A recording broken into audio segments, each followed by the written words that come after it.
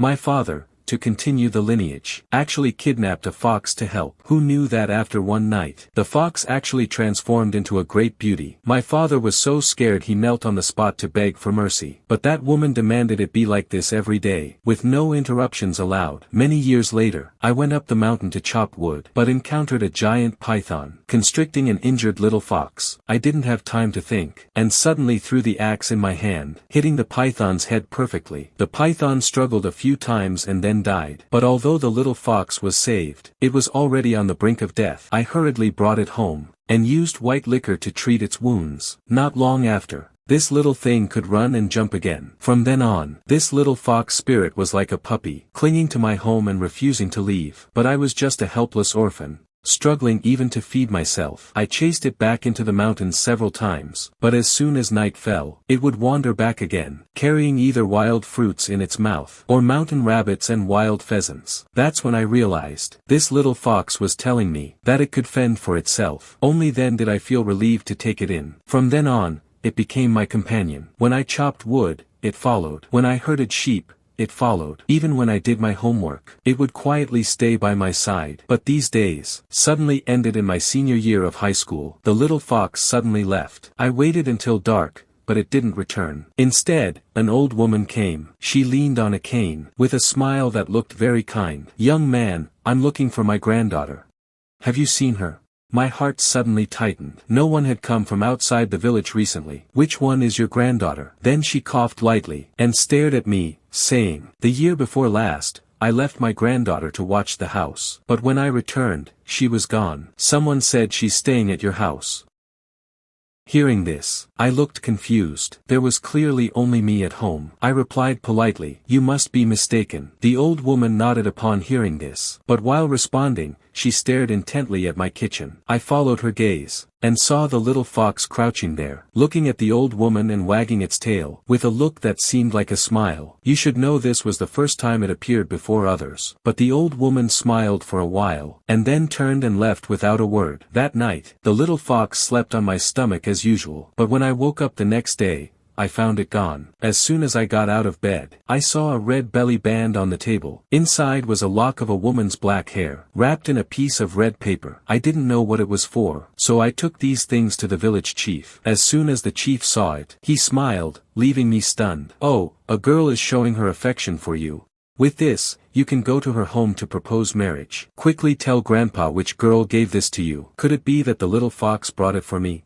But I never expected that from that day on, the little fox would never appear again. My heart felt empty without it. Every day, besides eating and sleeping, I searched the mountains and fields for it. Unfortunately, I never found any clues. I strongly suspected it was taken by a hunter. I searched like this for about half a month, still without finding the little fox. By then, I was already desperate, thinking I would never see it again. Then, one night half a month later, an old woman was crouching at my door crying. I frowned and went to the door, and asked her what was happening. Hearing this, the old woman suddenly looked up, and a sinister voice came from her mouth. "I'm looking for my grandson. My grandson is missing. You've seen him, haven't you?" I couldn't help but shiver. Last time it was a granddaughter. This time it's a grandson. Why do they all come to me? I quickly shook my head, saying I hadn't seen him. But a trace of confusion appeared on the old woman's face. "Haven't seen him? Then what about 6 years ago? Did you see my grandson 6 years ago?" Her words sounded like an interrogation. I tilted my head and thought for a long time. This old woman must be senile. "Hey, elder. You've got it wrong. I've really never seen you. Grandson, please leave quickly." As I said this, the old lady stopped speaking, but she looked at me and smiled. A very eerie smile. I was so scared by her smile that I took several steps back. I turned around and stumbled back to the village house. Out of breath, I told the village chief about the old lady. The village chief, with a cigarette in his mouth, froze. Suddenly he pointed behind me and said, "Is that who you're talking about?" Suddenly I felt a chill down my spine. Trembling, I turned my head, and saw that old lady from before, standing silently behind me. Terrified, I quickly hid behind the village chief. The village chief looked her up and down. "Which village are you from? Scaring a child, a little child, at night, isn't that wrong?" The old lady only whispered, "I've come to find my grandson." After that, no matter how the chief asked. She only smiled. The chief's expression changed instantly. He immediately told me to turn on the courtyard lights. I quickly pulled the light cord. The entrance instantly lit up. Only then did I see clearly. A red venomous snake was coiled on the old lady's shoulder, baring its fangs and staring intently at me. The chief suddenly panicked. He turned and whispered to me, "Grandson, my eyesight isn't great. Look and see if that old woman has no shadow." Hearing this, I suddenly turned to look. The old woman was standing straight there. And indeed, there was no shadow behind her. Cold sweat instantly broke out on my back. Too scared to say a word, I just nodded stiffly. The chief suddenly raised his voice. "Grandson, don't be afraid. There's an ancestral sword in Grandpa's room. Quickly go and get it for me." Hearing this, I trembled as I ran into the house. But after searching for a long time, I saw no sword. When I came out to say I couldn't find it, I saw the old lady's figure had already vanished into the distance. The chief frantically pulled me into the house, closing the door tightly. "Silly child, there is no sword." I lied to her.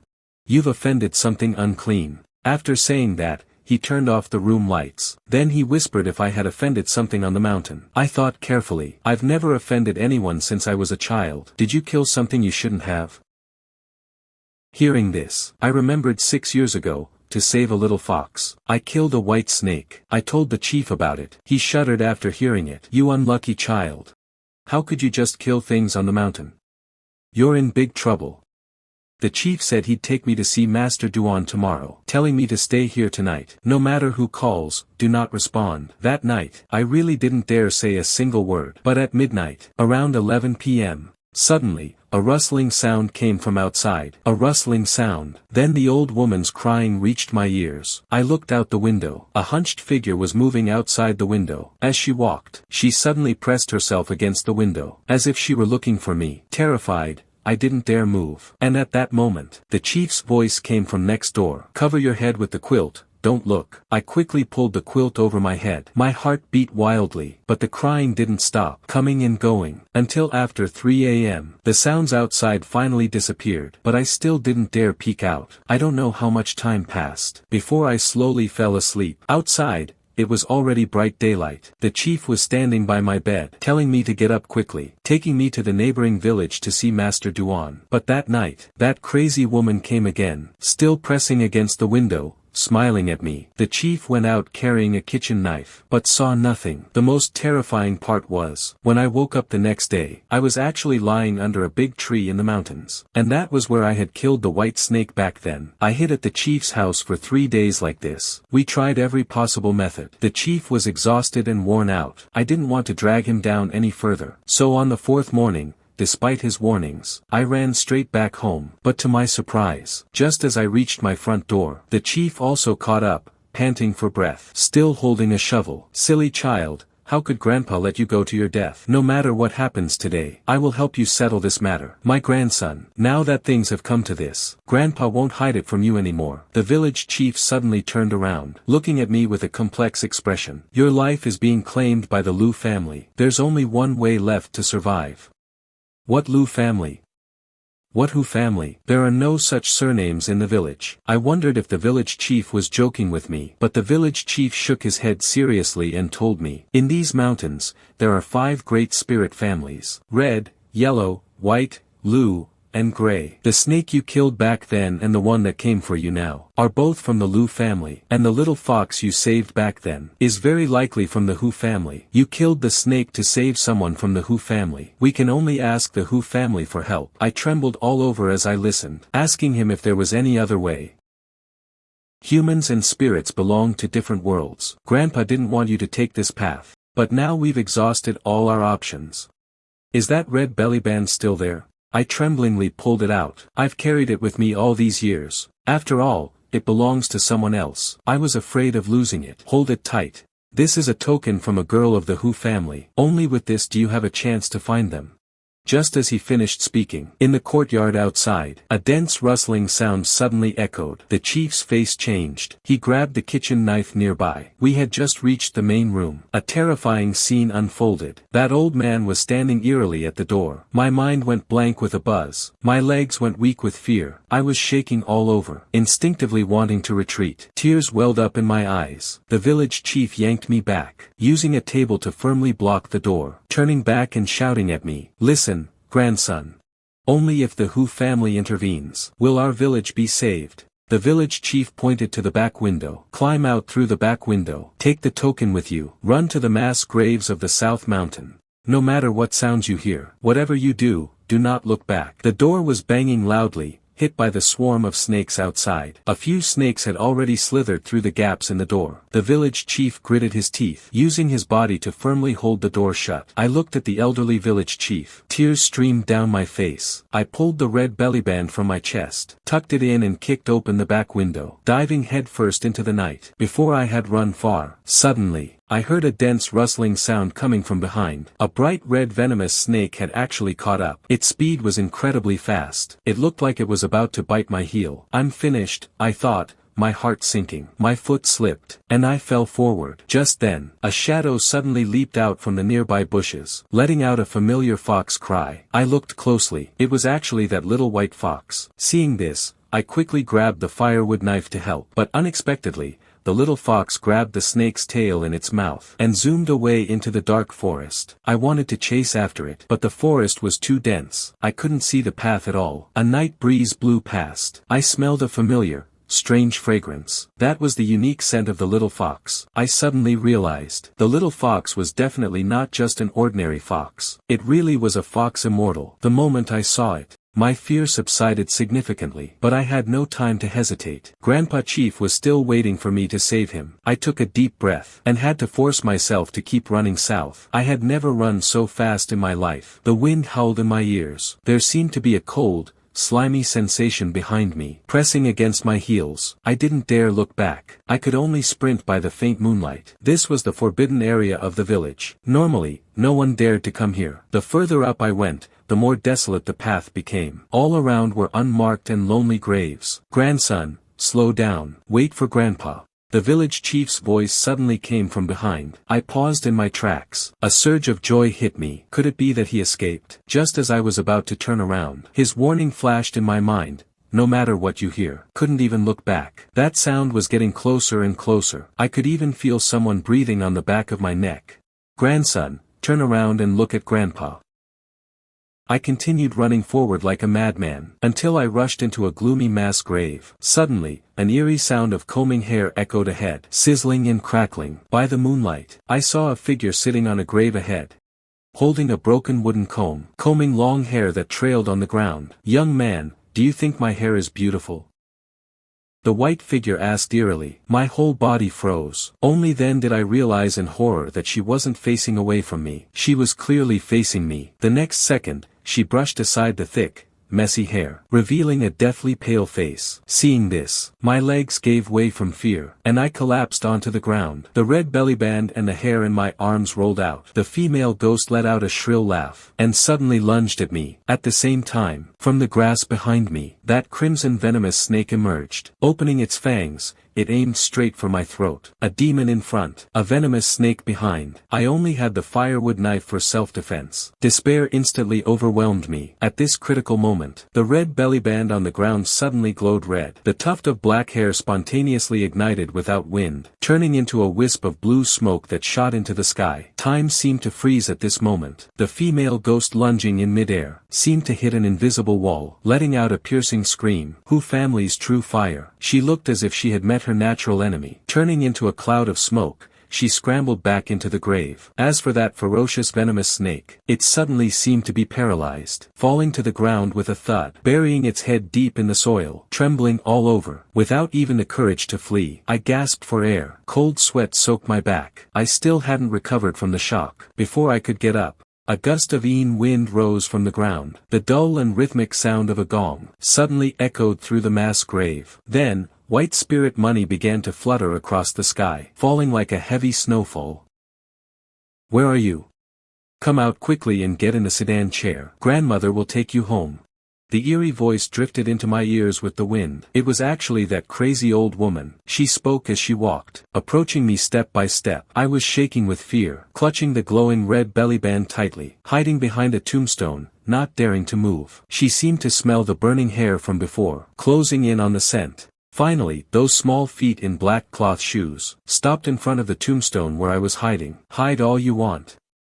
Let's see where you can hide. The crazy woman snorted coldly and turned to leave. Once her figure completely disappeared, I finally gasped for air. I remembered the village chief grandfather's instructions. I continued up the gray forest path. After reaching the mountaintop, I found the thickest tree Grandpa mentioned, and behind the tree, found a stone tablet carved with the Hu family ancestors. I knelt before the stone tablet, holding the bellyband with both hands, kowtowed 3 times. The next second, a sudden gale blew. Fallen leaves swirled up, spinning around me. Then a woman's voice came from behind me.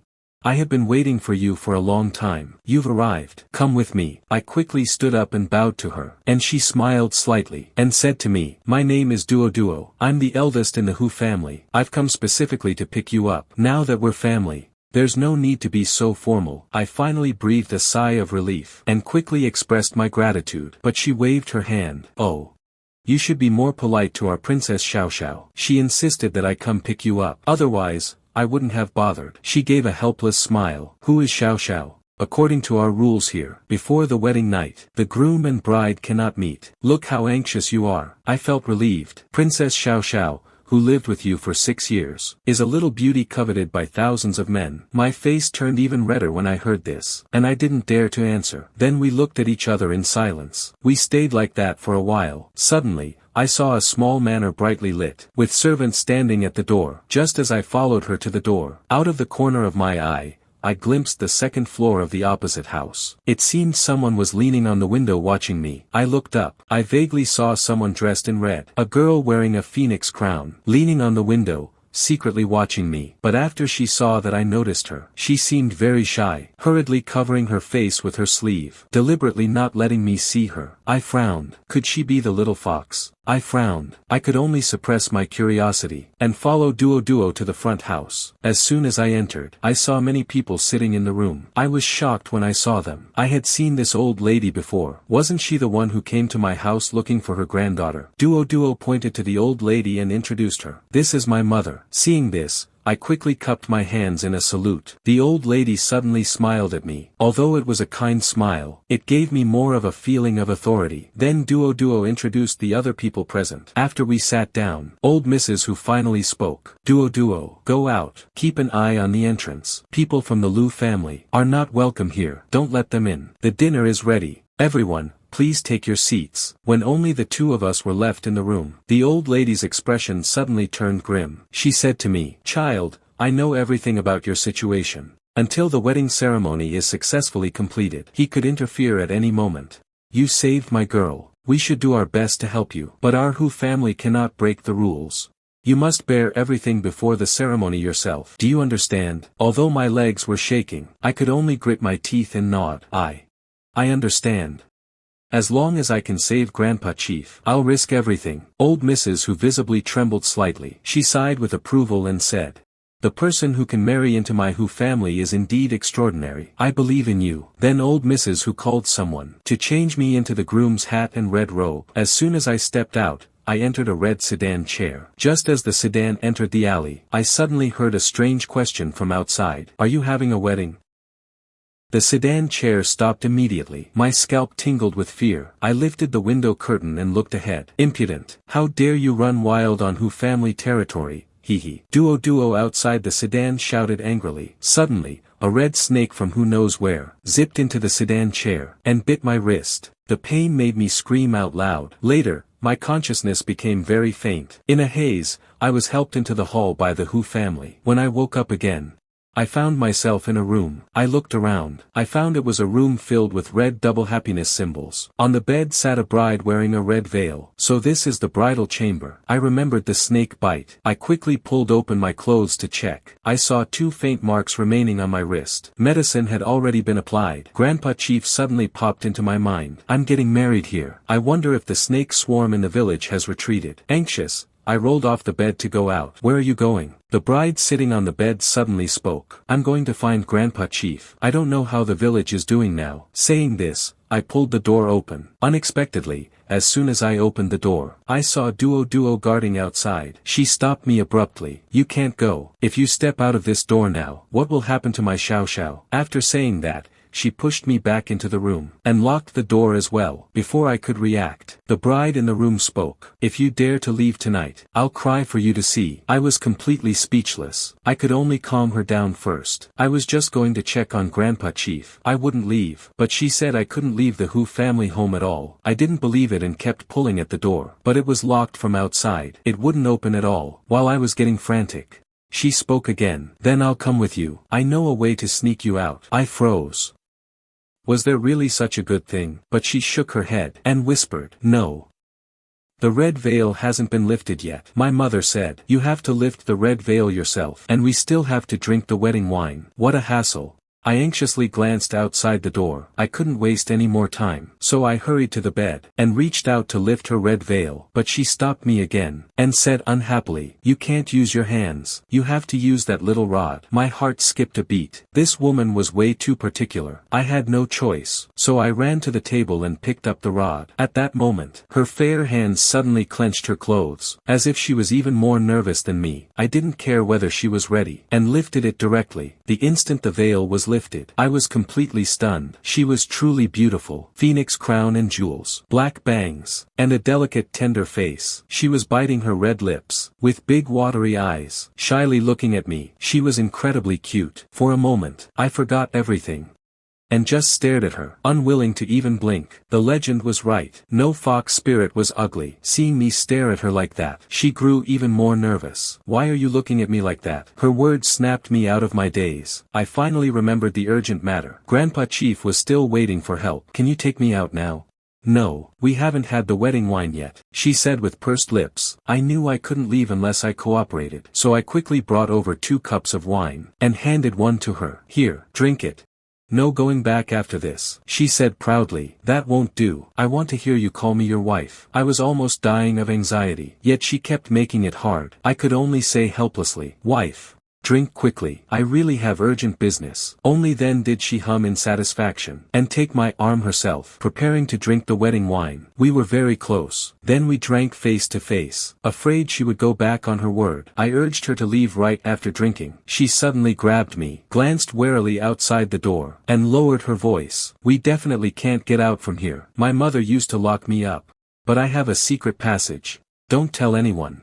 After that, she pulled me to the wall, bent down and pried open a wooden panel. It turned out to be a door, and it opened at once. She made a shushing gesture, sneakily poked her head out first, then pulled me outside, and shouted excitedly, la la la, I'm out again. But who would have thought? As soon as we stepped out, we found old Mrs. Hu and Duo watching us. You girl, you're already married. Yet you still make people worry. Did you finish the bridal chamber so quickly? Old Mrs. Hu glared at Xiaoxiao, her tone full of reproach. Xiaoxiao immediately wilted. She lowered her head and whispered, I just wanted to take him for a walk in the courtyard. What are you trying to do? Do you think your mother doesn't know? Go back to your room now. I have something to say to Qinshi-san. Old Mrs. Hu's face darkened. If you disobey again, I'll personally supervise your wedding night. Xiaoxiao nodded helplessly, then glanced at me shyly, seemed still very guilty, then went straight back to the room. Old Mrs. Hu led me into the hall. She stared at me for a few seconds, and said in a deep voice, You're worried about your village chief. Don't worry. Since you've married into the Hu family, the Lu family won't dare touch your village again. Don't go anywhere tonight. Just focus on your wedding night. She said this as she walked toward the door, then suddenly turned back with a mischievous grin. Oh right, don't be shy during the wedding night. That girl Xiaoxiao has a very stubborn temper. It's time she learned what it's like to be a wife. These words made my face flush with heat. I could only nod. After she left, I sat by the bed. I pulled out the thing from before, that Grandpa Chief had pressed into my arms. That small cloth bundle. Opening the bundle, inside was a bankbook. An old, nameless ancient book, and a crumpled piece of letter paper. The letter was written by Grandpa Chief. The handwriting was crooked. After reading it, my tears wouldn't stop falling. Grandpa Chief risked everything to save me, but I have no way to help. Who on earth should I trust? I wiped my face haphazardly. Looking up, I found Xiaoxiao staring blankly at the table. Seeing my red eyes, and my devastated look, she rushed over to ask what her grandmother had said. But I wasn't in the mood. I sat slumped on the bed, soulless. No matter what she said, I ignored her. Finally, she sat on the chair with a dark face, furious, glaring at me angrily without saying a word. Unconsciously, sleepiness washed over me. I lay on the bed, preparing to sleep. Little did I know, as soon as I closed my eyes, she suddenly exploded. She ran over angrily, grabbed my ear and yanked me off the bed, pouting and scolding. Then she looked very aggrieved, as if I were the one bullying her. I was originally lying on the floor, exasperated. But seeing her look so aggrieved, fearing she might actually cry. "I'm sorry. I was just thinking about some things. I don't want to hear it. I don't want to hear it. Call me, wife." She curled her lip and turned away. My mind was filled with the lives of the whole village. My heart was in a turmoil. Where would I find the energy to coax this spoiled princess? I was like a deflated balloon, leaning on the table, burying my head deep in my arms, simply playing deaf and dumb. You. To think I even saved you that day. I didn't expect you to be an ungrateful wretch. She was so angry she was about to cry. Then I heard her flop onto the bed in a huff, pulling the quilt over, covering herself completely, not forgetting to mutter curses under her breath. I closed my eyes, sighing, "It's over. My whole life is over. If I'm not tortured to death by her in the future, I'll probably be left with no skin intact." The mountain night wind was freezing. In the middle of the night, I was frozen awake while leaning on the table. I rubbed my stiff arms, by the faint moonlight, looking at the wedding bed with the red canopy. She was sleeping soundly on her side. Her breathing was steady. The red bridal veil had long been kicked somewhere. That exquisite face, too perfect for a mortal, glowed with an alluring fairness under the moonlight. I swallowed hard, tiptoed to the side of the bed. It must be very warm under the covers. My hand hovered in midair, hesitating whether to lift the corner of the quilt and slip in. But then I thought, she was still furious. If I woke her up, this spoiled princess would definitely skin me alive. Besides, she's as beautiful as an enchantress. If I really went in, a green boy like me who's never even been in a relationship. What if I couldn't help myself and did something out of line? What would I do? I don't even know if I can survive the crazy woman's hands. I just don't know. How could I take responsibility for her? I sighed. Still didn't dare get into bed. Just sat on the floor instead, my back against the bed. It was then I realized. Her body was constantly emitting a warm current. The closer I was to her, the more comfortable I felt. And just like that, I unconsciously fell asleep again. When I woke up again, the sun had already shone into the room. It was already noon the next day. I vaguely felt something pressing on my chest. Something soft, with that familiar, exotic scent. I snapped my eyes open. I looked down. Xiaoxiao had gotten out of bed at some point. She was curled up, clinging tightly to my chest like a little fox, sleeping soundly. Looking at her defenseless sleeping face, my heart suddenly trembled. An image suddenly flashed through my mind. That injured little fox from 6 years ago was just like this, sleeping obediently on my stomach every night. I spaced out for a while, swallowed hard, suddenly thinking of Grandpa Chief and the others. I quickly got up. Hu Xiaoxiao was woken up by me, rubbing her eyes. She said to me crossly, "Bad husband. My mother told me to find her as soon as you woke up." I broke into a cold sweat upon hearing this. Could it be that the thing that made Xiaoxiao angry last night has been found out by her? Then I walked to the main hall tremblingly, and saw the hall was full of people. After some introductions, I learned that they were all Hu Xiaoxiao's uncles and aunts. They seemed quite happy to see me. They even said Xiaoxiao had been spoiled by them, and had a bad temper, telling me to be more patient with her. Then came the 3 rules. First, do not hit or scold Hu Xiaoxiao. Do not leave her behind. Second, no seeking other women outside. Third, do not intentionally make her angry. Take care of each other. After everyone left, old Mrs. Who kept me alone. She took a sip of tea, and said calmly, "That crazy woman from the Lu family guarded my mountain gate all night, only leaving at dawn.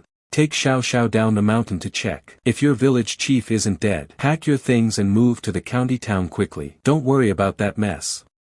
Sever the karmic ties of the mortal world." Hearing the old lady's words, I felt as if I had grasped a lifeline. The crazy woman only left at dawn. That means the village might have escaped disaster. After saying goodbye, the Hu family servants took a shortcut ahead to bring Hu Xiaoxiao's dowry to my house. Then the 2 of us went down the mountain together. On the way, I was frantic, worrying about Grandpa Chief's life or death, walking head down and very fast. Xiaoxiao kept calling me to wait behind me. She even clung to me, wanting me to hold her hand as we walked. I had no mood to play around with her. My mind was only on returning to the village quickly to see, but I didn't expect that after descending the mountain, a layer of mist suddenly rose in the woods ahead. Then a dark figure leaning on a cane slowly emerged from the white mist. My heart jumped in shock. It was the crazy woman from the Lu family. I was so scared I turned to run. To my surprise, Hu Xiaoxiao had already caught up and grabbed my arm, saying with her eyes closed, enjoying it. I knew it.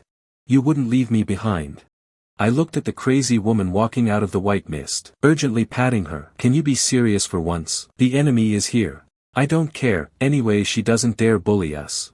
She didn't even open her eyes, hugging my arm and shaking it repeatedly. The crazy woman was hunched over, staring at me with a fierce gaze. Then she glanced at Hu Xiaoxiao. A sinister smile curled on her lips. Got a wife, not bad. But do you really think that by marrying into the Hu family, I wouldn't dare touch you? Xiaoxiao suddenly turned her head and pushed me away. I only felt a blur before my eyes. A gust of fishy wind hit my face. I don't know how much time passed. I was frozen awake by a piercing chill. I struggled to get up, rubbed my groggy head. The next second, my body shuddered. I saw Xiaoxiao, who was just lively a moment ago, now lying in the grass not far away, motionless. I rushed over to help her up. The strangest thing was her body temperature. Xiaoxiao. Xiaoxiao. I patted her face. She slowly opened her eyes. Her pupils had become vertical slits. She opened her mouth to bite my neck, as if wanting to suck my essence. I pushed her head away with force, and asked her what happened. What's going on? I drove the old woman away.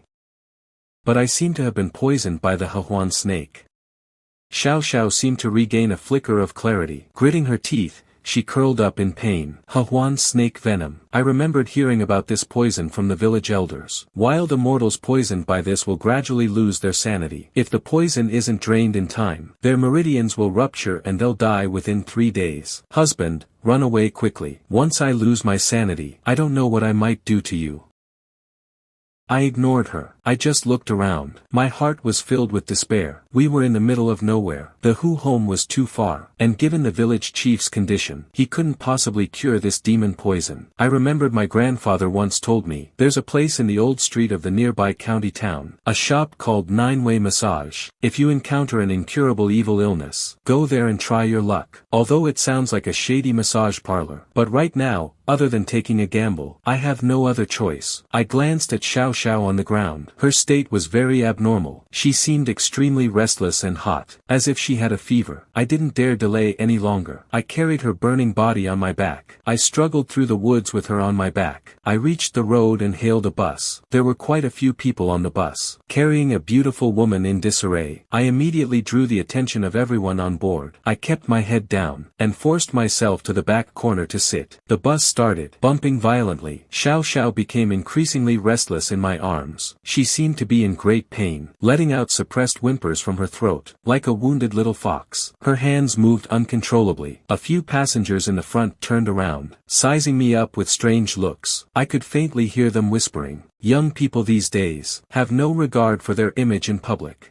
I felt a tingling embarrassment on my scalp. I could only hold Xiaoxiao tightly in my arms. "Please, don't move," I pleaded softly in her ear. She opened her mouth and bit my palm. Sharp canines pierced the skin. Blood flowed into her mouth. Instead, she seemed to find it sweet, making gulping sounds in her throat. The red glow in her eyes intensified. I endured the pain and didn't let go, nor did I dare cry out. Fortunately, she calmed down once she started drinking blood. This journey was more agonizing than being in a mass grave. Finally, the bus entered the county town. I rushed off the bus with Xiaoxiao as if fleeing for my life. This was the center of the town. The streets were crowded with traffic. Students returning from school were everywhere. Each of them carried a backpack, while I carried a woman in a wedding dress, looking completely out of place. I kept my head down and quickened my pace, slipping into a dim alleyway, and stopping before a dilapidated storefront. Half of the neon lights on the sign were broken. Of the 4 characters, 9-Way Massage, only 9 and Massage were still flickering. The door was covered in various ads for treating difficult and miscellaneous diseases. A sign for professional massage, hung on the glass door. But it didn't look like a legitimate place at all. I pushed the door open. A middle-aged man wearing sunglasses was lying on a lounge chair, playing with 2 walnuts. Beside him were a blind man's cane and a magazine. Professional massage 100, extra hour 50. For the unprofessional kind, turn left outside.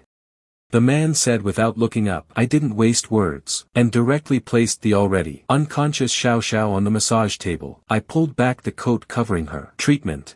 Hearing those 2 words, the man suddenly stood up. By now, Xiaoxiao had completely lost her human appearance. She was snapping her mouth at the air. The man's expression changed abruptly. Huan snake venom. How did she get mixed up with this thing? He walked to the bedside, placed his hand on Xiaoxiao's wrist, and frowned deeply. The poison has reached the marrow. She's about to turn into a beast. Kid, I suggest you throw her out. In less than half an hour, she'll turn into a wild fox and run into the mountains. You might still save your own life. Otherwise, she'll suck you dry into a mummy tonight. I looked at the struggling Xiaoxiao. She was still unconsciously calling for her husband. My heart ached. There's 30,000 in here. See if it's enough. I pulled the bankbook out of my pocket and slammed it onto his hand. The man looked at the bankbook, then looked at me, and sighed. The money is enough, but I cannot cure this. This poison is a sinister trick of the Lu family. Golden needles and medicine are useless. Only the one who tied the knot can untie it. The only antidote is you. I looked at the master in confusion. Me? This poison attacks the heart, amplifying the desires in her heart 100-fold. Now, she only has eyes for her beloved. If it were any other man, before touching her, they would be seen as intruders, and torn to shreds. The man pointed at Xiaoxiao, and said seriously, only when facing you, might her subconscious be compliant. But the prerequisite is that you can withstand her madness. One wrong move, and your essence will be sucked dry, turning you into a dried corpse. I was stunned. Looking at Xiaoxiao's suffering, I gritted my teeth and nodded. The man turned and pulled a red cloth bundle from under the counter, and stuffed it into my arms. Inside were Dragon Phoenix wedding candles. Take her to a quiet place immediately. Light the wedding candles, and the detoxification can begin. But remember, before the wedding candles go out, the poison must be completely cleared. Otherwise, there will be a backlash. After speaking,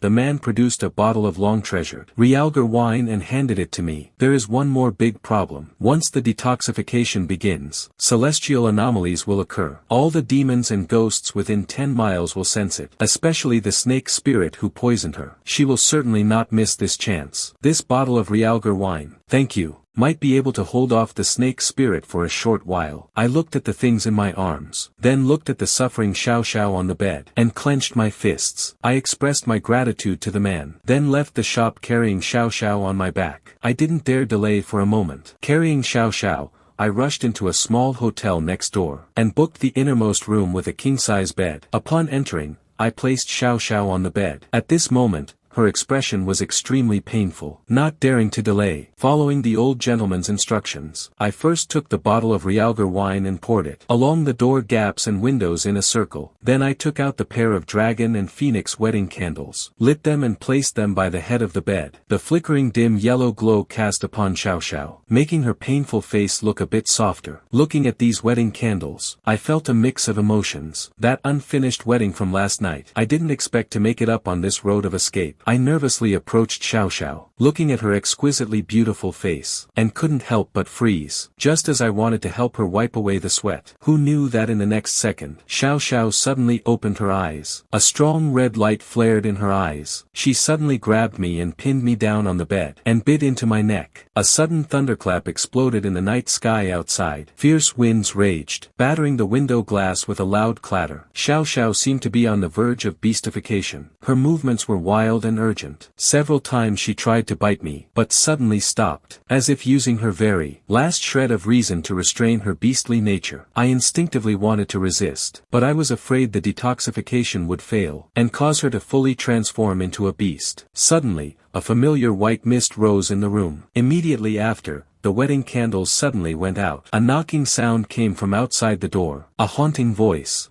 came from the corridor outside. You won't survive today.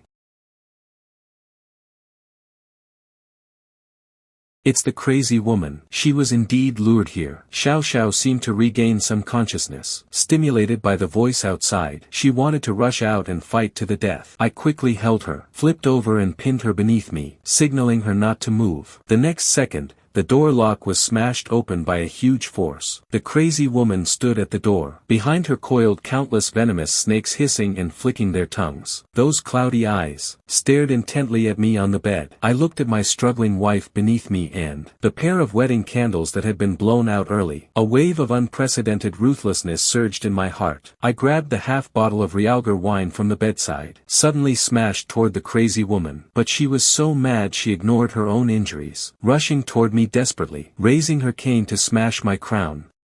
"Don't touch him." At this critical moment, Xiaoxiao had stood up without me noticing. A fox phantom appeared behind her, surrounded by celestial aura. A loud fox howl echoed throughout the room, shattering all the window glass. The fox phantom behind Xiaoxiao suddenly expanded, with an earth-shattering pressure, pouncing toward the crazy woman. The crazy woman's face changed drastically. Before she could retreat, she was violently knocked away by the fox phantom. Her screams were drowned out by the thunderstorm outside. The door was slammed shut by an invisible force. Peace returned to the room. The dragon and phoenix wedding candles lit up again. The celestial aura around Xiaoxiao dissipated. She seemed to have exhausted everything, collapsing softly onto the bed. The red light in her eyes faded, replaced by a hazy, spring water-like gaze. "Call me, madam." "Ah." She called out softly. Her voice was so soft it made my heart tremble. "It seems the poison is far from fully cleared." But less than half of the wedding candles remained. I looked at the stunning face before me. Without further hesitation, I reached out and pulled the bedside lamp cord. When I woke up again, it was already the morning of the third day. Sunlight streamed through the curtains onto the bed. I moved my aching arm, and found my arms were empty. I panicked and sat up. "You're awake." Xiaoxiao was sitting in the chair by the window, holding that tattered book in her hand, looking at me with her head tilted. She had changed into simple modern clothes, with her hair in a high ponytail, looking just like an ordinary girl next door. Where was there even a hint of demon aura? "Humph. Your poison is gone."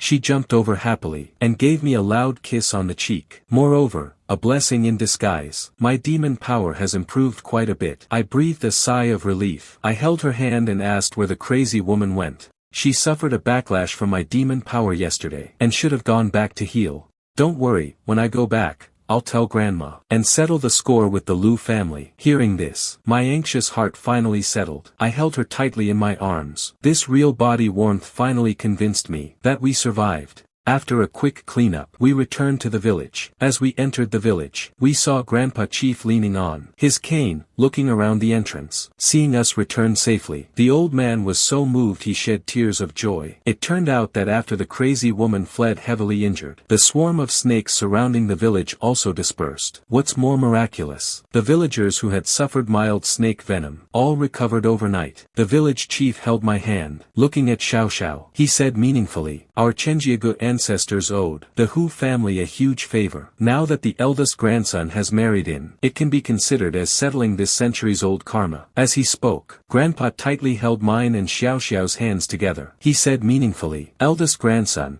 I used to fear your fate was too harsh and you'd be lonely. Now it's fine. With Xiaoxiao here, even when the day comes for me to close my eyes, I can go in peace." I squeezed Xiaoxiao's hand, feeling the warmth from her palm. Xiaoxiao was no longer mischievous. She gripped my hand back, leaning gently on my shoulder, whispering in my ear, "From now on, with me here, no one will be able to bully you." I turned my head to look at her, meeting her shimmering eyes.